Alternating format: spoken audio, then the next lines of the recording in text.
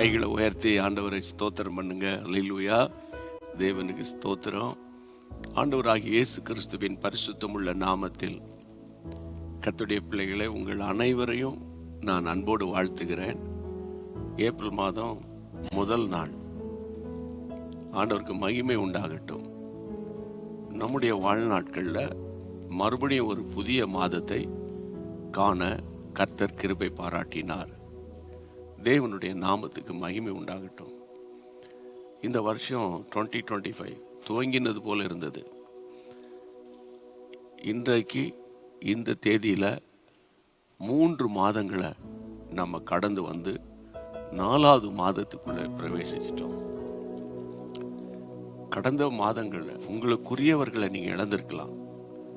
உங்களுக்குரியவர்களுடைய இழப்பிலிருந்து நீங்கள் மீள முடியாமல் தவிக்கலாம்.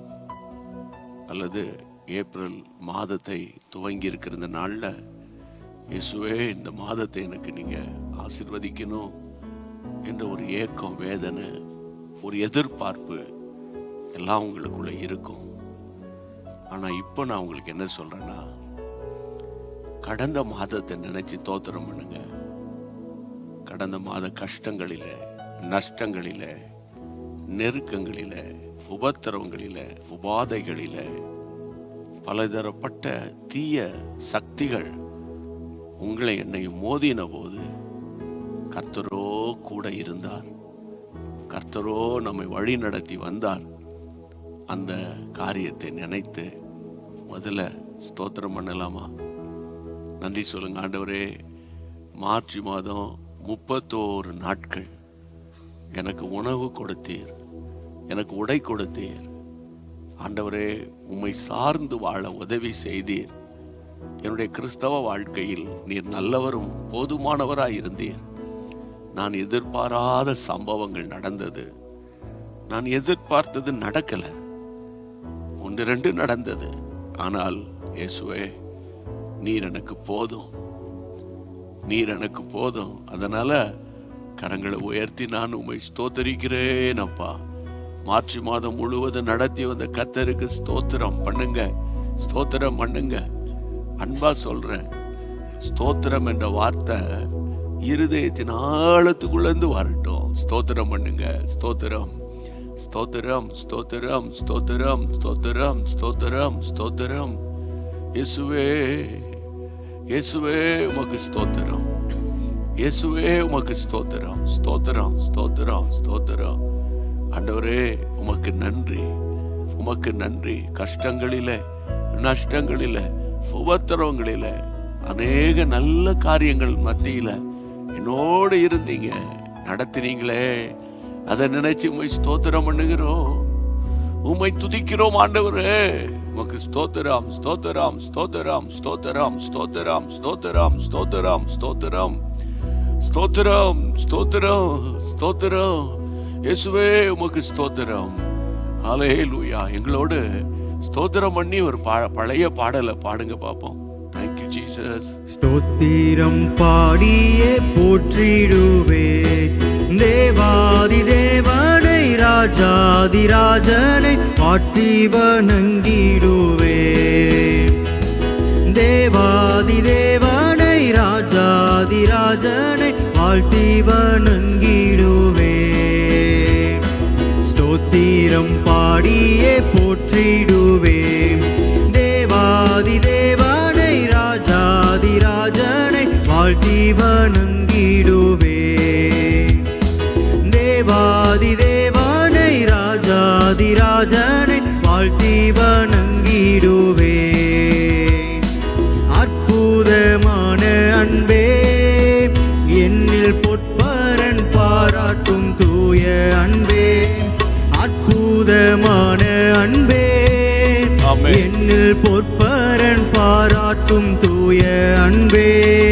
என்று மாறா தேவ அன்பே, என் உள்ளம் தங்கும் அன்பே. என்றும் மாறா தேவ அன்பே, என் உள்ளம் தங்கும் அன்பே. ஸ்தோத்திரம் பாடியே போற்றிடுவே தேவா தேவாதிதேவனை ராஜாதிராஜனை வாழ்த்தி வணங்கிடுவேன்.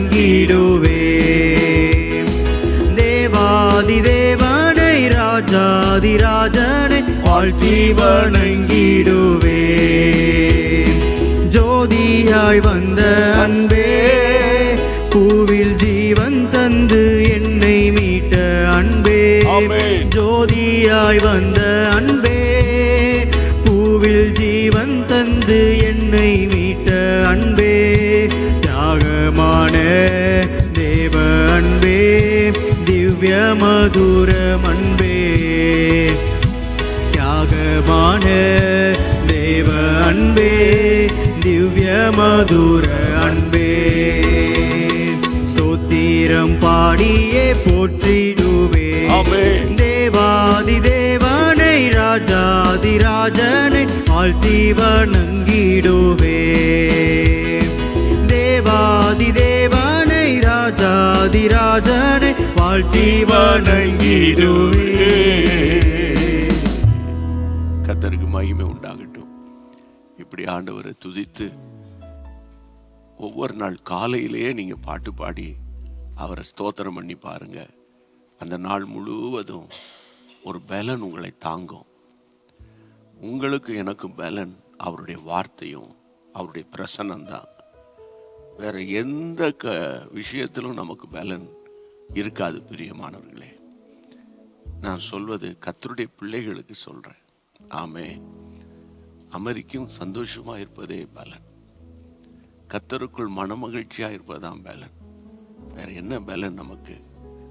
பரிசுத்த ஆவியினால் நிரப்பப்பட்டு அபிஷேகத்தில் களி கூறும்போது, பரிசுத்த ஆவி உங்களிடத்தில் வரும்போது நீங்கள் பலன் அடைவீர்கள்.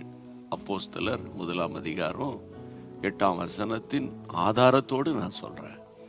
இந்த மாதம் உங்களுக்கு விசேஷித்த ஆசீர்வாதத்தையும் சமாதானத்தையும் கிருபைகளையும் என் ஆண்டவர் கொண்டு வருவார். இந்த மாதத்துக்குரிய தேவனுடைய வார்த்தைக்கு நம்ம போகலாமா?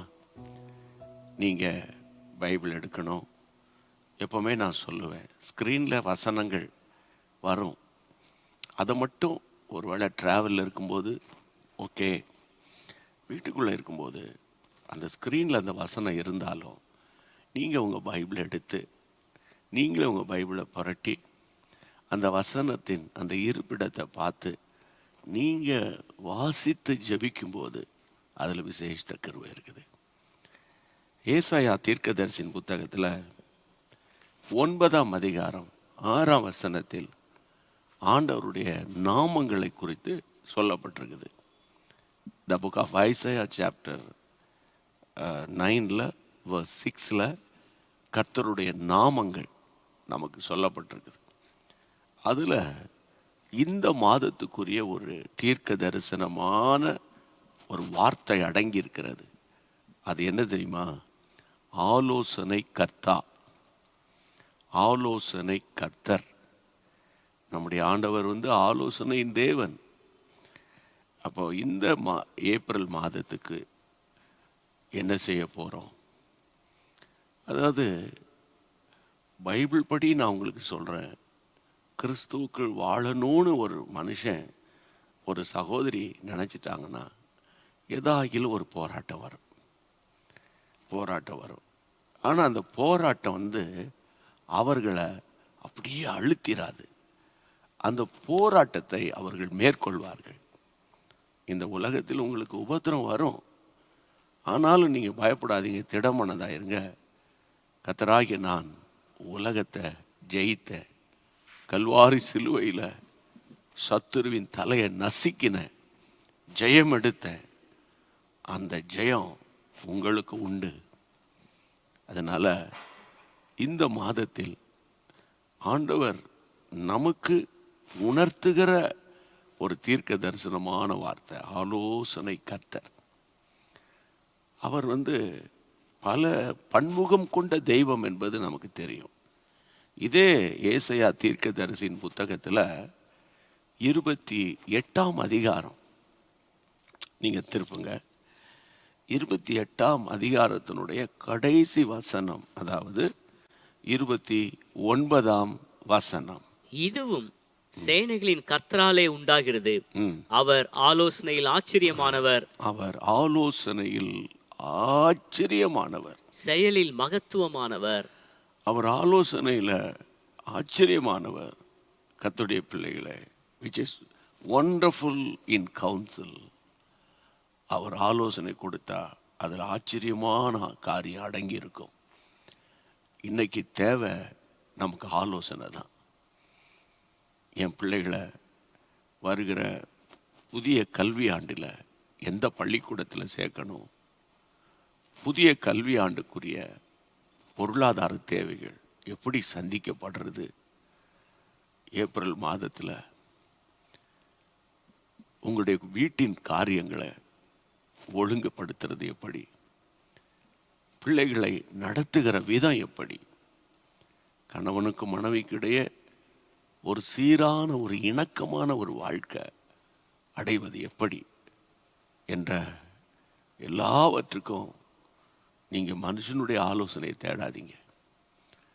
மனுஷனுடைய ஆலோசனை எல்லாம் விருதா அப்படின்னு பைபிளில் படிக்கிறோம். கர்த்தருடைய ஆலோசனை தான் நிற்கும். எங்கே அப்படி சொல்லியிருக்கு? கர்த்தருடைய பிள்ளைகளை சங்கீதம் 33 சங்கீதத்தில் 11 வசனம். கர்த்தருடைய ஆலோசனை நித்திய காலமாகவும் அவருடைய இருதயத்தின் நினைவுகள் எல்லாம் தலைமுறையாக நிற்கும். கர்த்தருடைய பிள்ளைகளை, ஆண்டவருடைய ஆலோசனை நித்திய காலம். கர்த்தருடைய ஆலோசனை ஸ்டாண்ட்ஸ் ஃபார் எவர். இன்னைக்கு நேற்று அல்ல. ஒரு ஆலோசனை கொடுத்துட்டாருன்னா நித்திய காலமாக நம்முடைய காலங்களுக்கு பிறகும், நம்முடைய பிள்ளைகளின் காலங்கள் வரைக்கும், அதை தாண்டி ஜெனரேஷன் ஆஃப்டர் ஜெனரேஷன் அவருடைய ஆலோசனை நிற்கும். இது நமக்கு தேவையா அல்லது மனுஷீக ஆலோசனை தேவையா? யோசித்து பாருங்க. இந்த மாதத்தில் இருக்கிற நிறைய பாரங்கள் சிலருக்கு இருக்கும். வியாபாரம் பண்ணுறவங்களுக்கு, தொழில் செய்கிறவங்களுக்கு, போட்டி பொறாமை, எங்கே பார்த்தாலும் போட்டி, எங்கே பார்த்தாலும் பொறாமை, ஊழியத்திலையும் பொறாமைகளும் எரிச்சல்களும் பிசாசு அனுப்புவான். ஆனால் நீங்கள், ஆண்டவரே எனக்கு ஒரு ஆலோசனை தாரும், ஆண்டவரே என் பிள்ளைகளை எப்படி நடத்தணும், எனக்கு ஒரு ஆலோசனை தாரும், ஆண்டவரே எனக்கு என்ன பண்ணுறது. எனக்கு சில நேரங்களில் நம்ம எல்லோரும் ஜெபிச்சு பழக்கப்பட்டவங்க தானே. சில நேரங்களில் எப்படி ஜெபிக்கணும்னு கூட நமக்கு கன்ஃபியூஷன் ஆயிரும். பயப்படாதீங்க.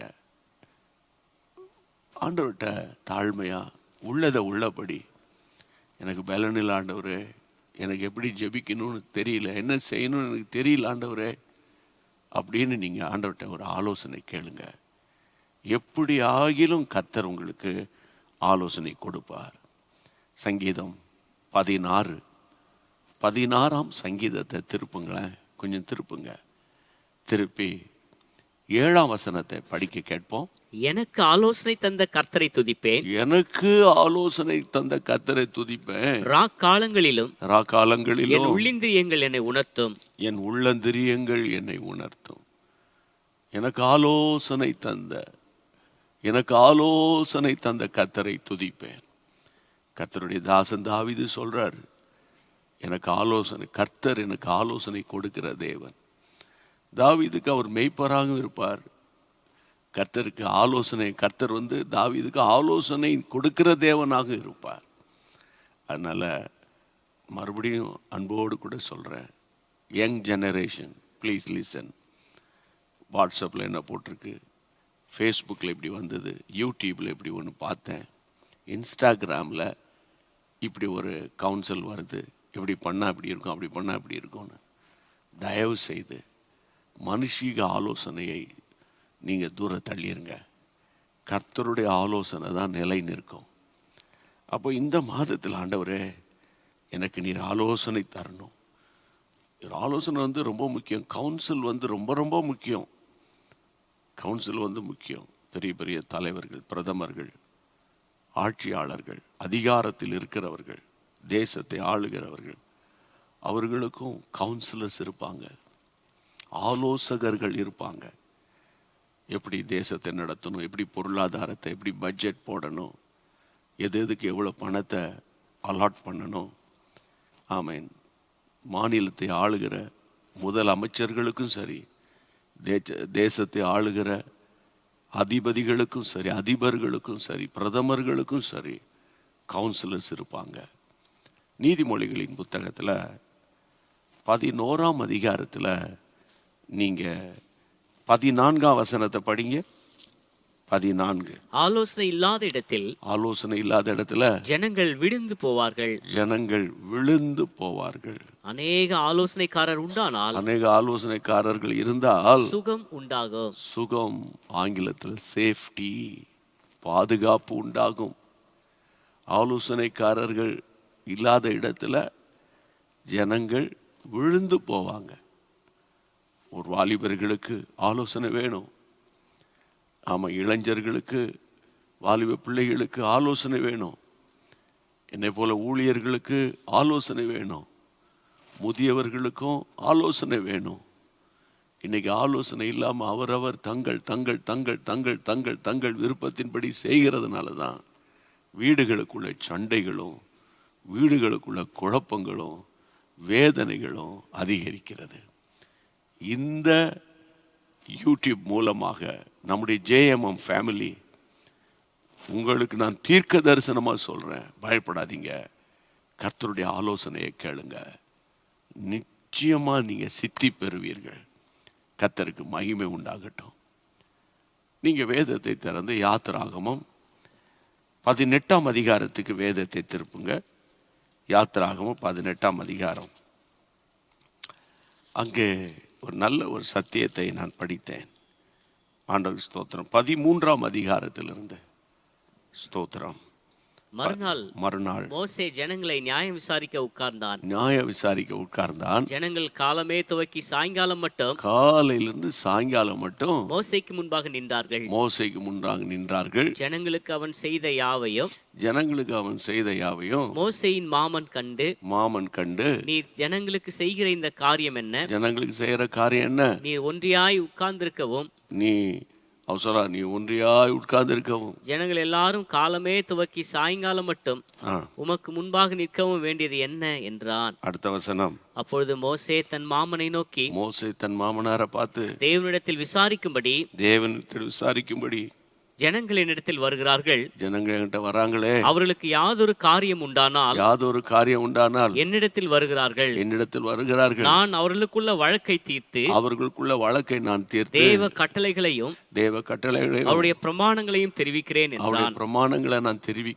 என்றான். அதற்கு மோசேயின் மாமன், நீ செய்கிற காரியம் நல்லதல்ல. நீ செய்கிறது நல்லதில்லப்பா. நீரும் உம்மோடு இருக்கிற ஜனங்களும் தொய்ந்து போவீர்கள். இது உமக்கு மிகவும் பாரமான காரியம்.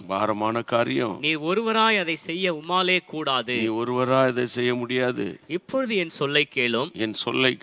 உமக்கு ஒரு ஆலோசனை சொல்கிறேன். தேவனும் உம்மோடு கூட இருப்பார். நீ தேவ சந்நிதியிலே ஜனங்களுக்காக இரும். நீங்க தேவ சன்னதியில ஜனங்களுக்காக இருங்க. விசேஷித்தவைகளை தேவனிடத்தில் கொண்டு போய் கட்டளைகளையும் பிரமாணங்களையும் அவர்களுக்கு வெளிப்படுத்தி அவர்கள் நடக்க வேண்டிய வழியையும் அவர்கள் செய்ய வேண்டிய காரியத்தையும் அவர்களுக்கு தெரியப்படுத்தும். ஜனங்கள் எல்லாருக்குள்ளும் தேவனுக்கு பயந்தவர்களும் உண்மையுள்ளவர்களும் பொருளாசையை வெறுக்கிறவர்களுமான திறமையுள்ள மனிதரை தெரிந்து கொண்டு அவர்களை 1000 பேருக்கு அதிபதிகளாகவும் 100 பேருக்கு அதிபதிகளாகவும் 50 பேருக்கு அதிபதிகளாகவும் 10 பேருக்கு அதிபதிகளாகவும் ஏற்படுத்தும். 10 பேருக்கு அதிபதியாக ஏற்படுத்தும். போதும்.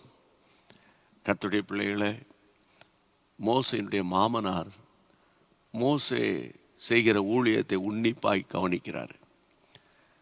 அவர் எந்த தவறும் செய்யல. அதிகாலையில் எழும்பி தேவ சமூகத்துக்கு போறாரு.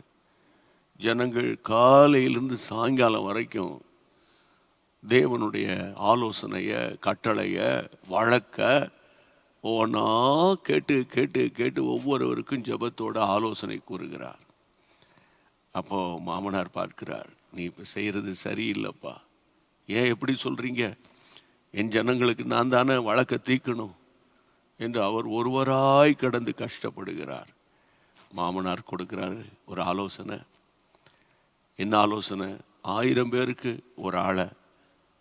அடுத்தது அந்த வசனத்தில் நம்ம பார்த்தோம், கர்த்தருடைய பிள்ளைகளை, அவர் சொல்லுகிறார் 100 பேருக்கு ஒரு ஆளை, 50 பேருக்கு ஒரு ஆளை, 10 பேருக்கு ஒரு ஆளை நியமிங்க. அந்த வசனம் அழகாய் சொல்லுகிறது. கர்த்தருடைய பிள்ளைகளை, ஒன்று தேவனுக்கு பயப்படணும், 2வது உண்மை உள்ளவனாக இருக்கணும், 3வது பொருளாசை வெறுக்கணும். இப்படிப்பட்ட திறமையுள்ள ஆட்களை தெரிந்து கொண்டு 1000 பேருக்கு ஒருத்தர், 100 பேருக்கு ஒருத்தர், 50 பேருக்கு ஒருத்தர், 10 பேருக்கு ஒருத்தரை தீர்மானித்து, இதையும் தாண்டி கடினமான காரியத்தை அவங்ககிட்ட கூட்டிகிட்டு வர சொல்லு, மற்றது அவங்கள பார்க்க சொல்லு என்று மாமனார் மருமகனுக்கு ஆலோசனை சொல்கிறார். அன்பு தேவனுடைய பிள்ளைகளே, இந்த நாட்களில் யார் மூலமாவது கர்த்தர் உங்களுக்கு ஆலோசனை கொடுக்க முடியும். அதனால் யாரையும் நீங்கள் அற்பமாக எண்ணாதீங்க. தேவ மனிதர்கள் மூலமாக கர்த்தர் உங்களுக்கு ஆலோசனை கொடுப்பார். இன்றைக்கு காலையிலேயே இந்த சத்தம் உங்கள் காதில் கேட்குது. ஐயோ, இந்த மாதத்தை நான் எப்படி சமாளிக்க போகிறேன்? நீங்கள் ஏன் தலையில் தூக்கி இந்த பாரத்தை வைக்கிறீங்க? வசனம் என்ன சொல்லுது? கர்த்தர் மேல் உன் பாரத்தை வைத்து விடு, அவரே உன்னை ஆதரிப்பார், நீதிமான தள்ளாட விடவே மாட்டார். அப்போது இந்த மாதத்தில் கர்த்தருடைய பிள்ளைகளை, அன்றைக்கு மோசைக்கு அவருடைய மாமனார் ஒரு ஆலோசனை கொடுத்தார். அது அவருக்கு ரொம்ப பிரயோஜனமாக இருந்தது. அதனால் கர்த்தர் யார் மூலமாவது உங்களுக்கு ஆலோசனை கொடுக்கும்போது வசனத்தின்படி அவர்கள் கொடுப்பார்களானால் அதை நீங்கள் ஏற்றுக்கொள்ளுங்க. இப்போது கர்த்தர் உங்களுக்கு கொடுக்குற ஆலோசனை ஏற்றுக்கொள்ளுங்க என்று நான் கர்த்தருடைய நாமத்தினால சொல்கிறேன். சரியா? கர்த்தருக்கு மகிமை உண்டாகட்டும். 2வது, ஏசாயா தீர்க்கதரிசியின் புத்தகத்தில் 11ஆம் அதிகாரத்துக்கு வேதத்தை திருப்புங்க. என் கூட சேர்ந்து the book of Isaiah chapter 11, 11ஆம் அதிகாரம் 2ஆம் வசனம். ஞானத்தையும் உணர்வையும் அருளும் ஆவியும், ஞானத்தையும் உணர்வையும் அருளும் ஆவியையும், ஆலோசனையையும் பலனையும் அருளும் ஆவியும், ஆலோசனையும் பலனையும் அருளும் ஆவியையும், அறிவையும் கர்த்தருக்கு பயப்படுகிற பயத்தையும் அருளும் ஆவியுமாகிய, பயப்படுகிற பயத்தை அருளும் ஆவியுமாகிய கர்த்தருடைய ஆவியானவர் அவர் மேல் தங்கியிருப்பார். ஆண்டவராகிய இயேசுவை குறித்து ஏசாயா தீர்க்க தரிசனம் உரைக்கிறார் 700 ஆண்டுகளுக்கு முன்பாக. அப்போ கர்த்தராகிய இயேசு கிறிஸ்துவின் மேல் இருந்த அந்த ஆவி, அதில் கர்த்தர் ஞானத்தின் ஆவி, உணர்வை கொடுக்கிற ஆவி, ஆலோசனை அருளும் ஆவி, பலனை கொடுக்கிற ஆவி, அறிவை கொடுக்கும் ஆவி என்ற பரிசுத்த ஆவியின் வல்லமையை குறித்து அழகாய் பிரித்து சொல்லுகிறார். இயேசுவின் மேல் இருந்த ஆவியில் ஒன்று ஆலோசனை அருளும் ஆவி. இயேசு தன்மேல் இருந்த அந்த அபிஷேகத்தை தான் கர்த்தருடைய பிள்ளைகளே, அவர் மரித்து அடக்கம் பண்ணப்பட்டு தமக்குரியவர்களுக்கெல்லாம் தன்னை வெளிப்படுத்தி தரிசனம் கொடுத்த பிறகு அவர் பரலோகத்துக்கு எடுத்துக்கொள்ளப்பட்டார். அவர் பரலோகத்துக்கு எடுத்துக்கொள்ளப்பட்ட பிறகு 50வது நாள் பரிசுத்த ஆவியானவராக அந்த 120 பேர் மேல் வந்து இறங்கினார். அதுதான் அப்போஸ்தலர் 2ஆம் அதிகாரம். அந்த ஆவியை பெற்ற பிறகு பேதமையான படிப்பறிவில்லாத சீஷர்களெல்லாம் ஞானவான்களாக மாறிட்டாங்க.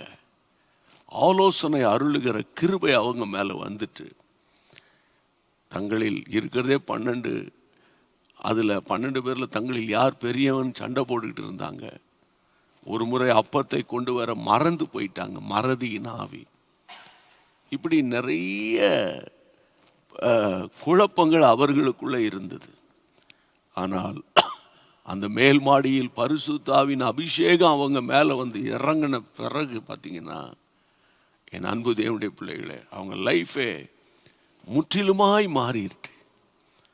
ஆமாம், உங்கள் எல்லாருக்கும் தெரியும், பேதுரு ஒரு பெண்மணிக்கிட்ட இயேசுவை தெரியாதுப்பா என்னை விட்டுரு அப்படின்னு 3 விஷம் மறுதளித்தார்.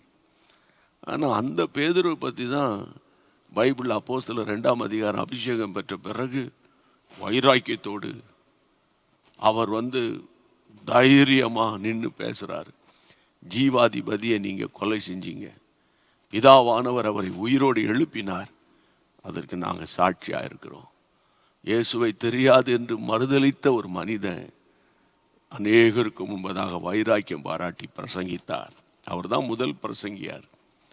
அந்த முதல் கூட்டத்திலேயே 3000 பேர் கிறிஸ்துவின் சபைக்குள் வந்துட்டாங்க. இது எப்படி வந்தது? கர்த்தருடைய ஆலோசனை, அவர் மேல் ஊற்றப்பட்ட அந்த அபிஷேகம் அவருக்கு ஆலோசனை கொடுத்தது. இந்த ஏப்ரல் மாதத்தில் என்னுடைய அன்பான தாழ்மையான வேண்டுகோள், பரிசுத்த ஆவியை கேளுங்க. பரிசுத்த ஆவியின் அபிஷேகத்தை கேளுங்க. இதுவரைக்கும் பரிசுத்த ஆவியின் நிறைவை நீங்கள் பெறாமல் இருப்பீர்களே ஆகில், ஆவியானவரே எனக்கு இந்த அபிஷேகத்தை தாரும், என்னை ஆவியினால் நிரப்போம் என்று கேளுங்க. ஆவியானவர் எங்கே உண்டோ அங்குதான் விடுதலை இருக்குது. கர்த்தருடைய பிள்ளைகளே, இதுவரைக்கும் இந்த அபிஷேகத்தை நீங்கள் ஏற்கனவே பெற்றிருக்கலாம்.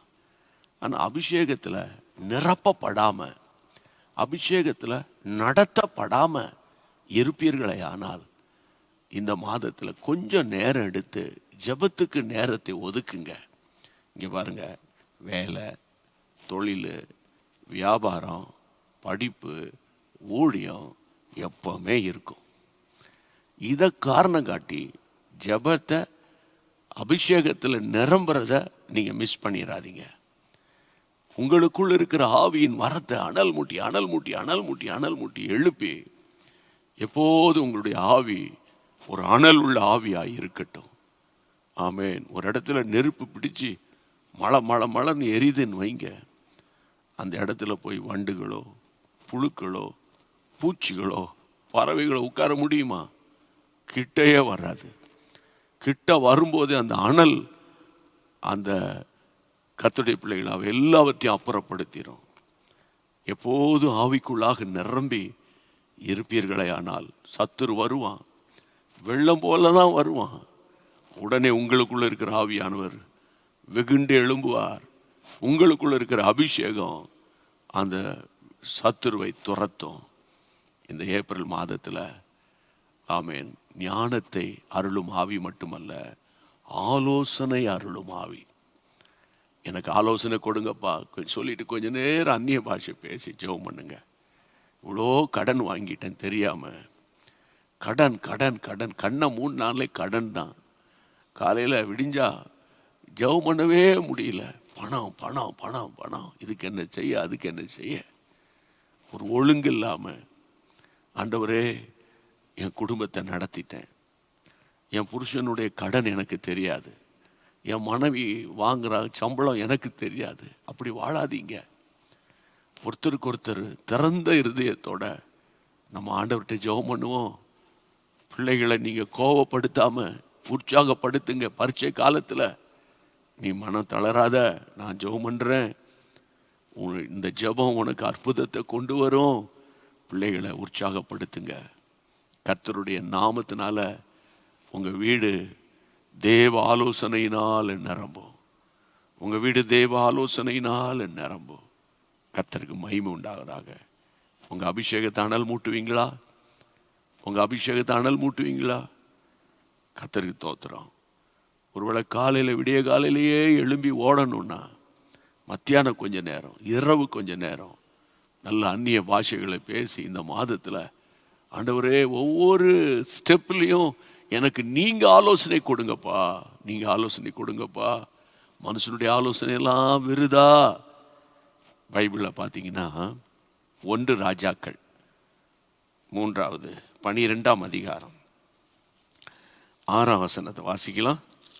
1 ராஜாக்கள் 12ஆம் அதிகாரத்தில் 6ஆம் வசனம். ராஜாவாகிய ரெகொபெயாம் தன் தகப்பனாகிய சாலமோன் உயிரோடு இருக்கையில், சாலமோன் உயிரோடு இருக்கும்போது சமூகத்தில் இந்த முதியோரோட ஆலோசனை பண்ணி இந்த ஜனங்களுக்கு மறு உத்தரவு கொடுக்க நீங்கள் என்ன யோசனை சொல்லுகிறீர்கள் என்று கேட்டான். கேட்டான். அதற்கு அவர்கள் நீர் இன்று இந்த ஜனங்களுக்கு சேவகனாகி அவர்களுக்கு இணங்கி அவர்கள் சொற்படி செய்து மறுமொழியாக நல்வார்த்தைகளை சொல்வீரானால் என்னாலும் அவர்கள் உமக்கு ஊழியக்காராய் இருப்பார்கள் என்றார்கள்.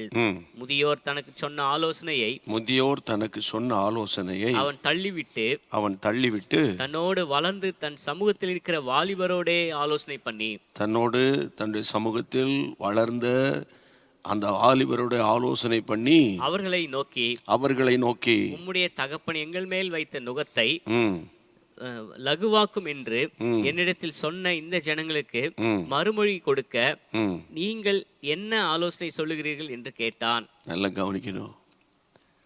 தொடர்ந்து நீங்க வாசிக்கும் போது முதியவருடைய ஆலோசனை அவன் தள்ளிட்டான். தகப்பன் காலத்துல தன்னுடைய தகப்பனாகிய சாலமோன் காலத்துல சாலமோனோடு அவங்களுடைய ராஜ்ய பாரத்தில் துணை நின்ற அந்த முதியவர்களிடத்துல அந்த ஆலோசனை கேட்குறான். ஆனால் அந்த ஆலோசனைப்படி அவன் நடக்கலை. அப்போ யாருடைய ஆலோசனை கேட்குறார்? தன்னோடு வளர்ந்த தன்னுடைய வயதுக்கு ஒத்த இளைஞர்களிடத்தில் ஆலோசனை கேட்குறார். அது முடிவு ரொம்ப கஷ்டமாக இருந்தது. இன்றைக்கி நான் என்ன சொல்கிறேன்னா, உங்களுடைய பெற்றோருடைய ஆலோசனை கேளுங்க. சரியா? உங்கள் பெற்றோர்கள் கர்த்தருக்குள்ளே ஒருவேளை சிலர் வராமல் இருக்கலாம். அவங்களுக்கு அறிவு, முதிர்ச்சி, வயது, அனுபவம் எல்லாம் இருக்கும். அவங்ககிட்ட ஆலோசனை கேளுங்க. அவர்கள் வழியாக கர்த்தர் பேசக்கூடும். அதே போல் முதிர்ந்த ஊழியர்களோடு தொடர்பு வைங்க. முதிர்ந்த ஊழியர்கள், நீண்ட காலம் கர்த்தரோடு நடக்கிற தேவ மனிதர்களோடு தொடர்பு வைங்க. அவங்க கொடுக்குற ஆலோசனையை ஃபாலோ பண்ணுங்க. அது உங்களுக்கு பிரயோஜனமாக இருக்கும். யாரிடத்துலையும் ஆலோசனை கேட்க மாட்டேன், நான் உண்டு, என் வேலை உண்டு, எனக்கு எல்லாம் தெரியும் என்று மட்டும் சொல்லிடாதீங்க. அப்படி இருந்தவர்கள் பிரகாசிக்கவில்லை என்பதை என்னுடைய ஊழியத்தில் பார்த்திருக்கிறேன். ஊழியத்தில் இருக்கிற ஊழியர்களுக்கும் நான் சொல்கிறேன், ஜப ஊழியத்தில் இருக்கிறவங்களுக்கும் சொல்கிறேன், நீங்கள் ஆலோசனை கேட்கணும். முதியவர்களுடைய ஆலோசனை உங்கள் லைஃப்பில் ஒரு பெரிய மாற்றத்தை கொண்டு வரும். ஜெபம் பண்ணுவோமா? இந்த மாதம் முழுவதும் கர்த்தருடைய மகா பெரிய ஆலோசனை, அவருடைய சத்தம் உங்கள் காதில் விழணும், அவருடைய நடத்துதல் உங்களுக்கு வரணும். அப்படியே கைகளை உயர்த்தி ஸ்தோத்திரம் பண்ணுங்க. ஷந்த ரபௌல பஹான மஹபௌரஹா. ஆலோசனை அருளும் தேவனே, எல்லாம் சொல்லுங்க. ஆலோசனை அருளும் தேவனே, இந்த ஏப்ரல் மாதம் முழுவதும் எனக்கும் என் மனைவிக்கும் என் பிள்ளைகளுக்கோ என் பெற்றோருக்கோ என்னுடைய பேர பிள்ளைகளுக்கோ எங்கள் ஊழியக்காரருக்கோ எங்கள் விசுவாச குடும்பங்களுக்கோ ஆலோசனை அருளுங்கப்பா. ஓ க்ளோரி. சேர்ந்து பாடுவோம். Thank you Lord. என்னை என்றும் போதித்து நடத்துபவரே, கண்ணை வைத்து ஆலோசனை சொல்லுபவரே, என்னை என்றும் போதித்து நடத்துபவரே, கண்ணை வைத்து ஆலோசனை சொல்லுபவரே, நடக்கும் வழிதானை காட்டுபவரே, நம்பி வந்தோனை கிருபை சூழ்ந்து கொள்ளுமே. நடக்கும் வழிதானை காட்டுபவரே, நம்பி வந்தோனை கிருபை சூழ்ந்து கொள்ளுமே. ஆடிக்கலமே உமதடிமை நானே, ஆர்ப்பரிப்பேனே அகமகிழ்ந்தே, கர்த்தர் நீ செய்த நன்மைகளையே நித்தம் நித்தம் நான் நினைப்பேனே. கர்த்தர் நீ செய்த நன்மைகளையே நித்தம் நித்தம் நான் நினைப்பேனே. உமதடிமை நானே, ஆர்ப்பரிப்பேனே அகமகிழ்ந்தே, கர்த்தர் நீ செய்த நன்மைகளையே நித்தம் நித்தம் நான் நினைப்பேனே. தகப்பனே, இந்த ஏப்ரல் மாதம் முழுவதும் சகல ஆசீர்வாதங்களினாலும் சகல நன்மைகளினாலும் சகல ஆரோக்கியத்தினாலும் சகல சுகத்தினாலும் சகல தேவனுடைய பாதுகாப்பினாலும் என் அன்பு பிள்ளைகளை நிரப்புங்கப்பா. எந்த விதமான அசம்பாவிதங்களும் இந்த வீட்டின் எல்லை பக்கம் வரக்கூடாது. நம்முடைய பிள்ளைகள் பயன்படுத்துகிற 4 வீலரோ 2 வீலரோ இருக்கலாம். அல்லாவிட்டால் இந்த மாதத்தில் ட்ரெயினில், காரில், ஷேர் ஆட்டோவில், அல்லாவிட்டால் பேருந்துகளில், எந்த வாகனத்தில் பிரயாணம் பண்ணினாலும், விமானங்களில் கர்த்தருடைய பாதுகாப்பின் கரம் இருக்கட்டும். ஆண்டவரே, சாப்பிடுகிற உணவில், குடிக்கிற தண்ணீரில், சுவாசிக்கிற சுவாசத்துல உம்முடைய கிருபை உம்முடைய பிள்ளைகளை தாங்கட்டும். ஆண்டவரே, பலவீனர்களை பலப்படுத்தும், தைரியப்படுத்தும். நம்பி இருக்கிற பிள்ளைகளை கைவிடாதீங்கப்பா. உம்முடைய கைகளில் ஒப்பு கொடுத்து நான் ஜெபிக்கிறேன். இந்த மாதம் நீர் ஆலோசனை கொடுத்தது நிமித்தம் இந்த மாதம் ஒரு வெற்றியின் மாதமாக அமையும்படி உம்முடைய பிள்ளைகளுக்காக நான் ஜெபிக்கிறேன்.